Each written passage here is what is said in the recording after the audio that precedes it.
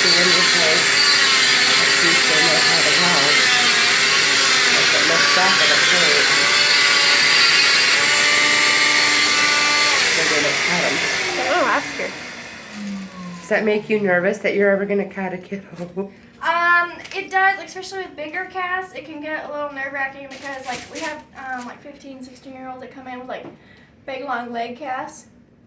So we have to be careful and be aware. It's not necessarily cutting them, it's just this blade can get hot if you're not watching what you're doing. Mm-hmm. And it can burn. It can burn them. I mean, So- does that stop at a certain point? The it blade? does, yeah. So it only cuts. So because it vibrates back and forth, it can only cut the hard part of the cast. Oh, okay. It's not good at cutting, like the sock or the cotton or anything. Like, Oh, okay. like see, I got my finger a little bit, and I just scratched my finger, just slid it across. So scratched my finger because I wasn't, Mm-hmm. But I mean, our main thing is like being sure we're careful and not burning our kid. Because like I said, the metal of the blade can get really hot from the friction of vibrating back and forth with this fiberglass. That's the only thing. With these little ones, it's not that bad. But like if someone had like a spica cast that comes up your waist and all the way down, and that way you're aware of what it feels like, how far you're gonna go, what it feels like to go through the fiberglass, that type of thing. Mm.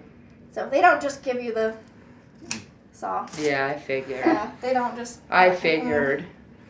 Yeah. I mean, sadly, we've seen kids that come from the ER where they've bivalved. What bivalve is when they say a kid has an injury that same day and they cast them. They bivalve it, so they do the same thing that I just did, but they leave it. So that when swelling occurs, it has room to swell and it's not cutting into the skin or anything. So it's interesting, but we've seen people where they bivalve them like that, and then we take the cast off, lately, but not a lot, thankfully. Let's take a look. All right, sweetheart. So your skin is going to be super fragile, okay?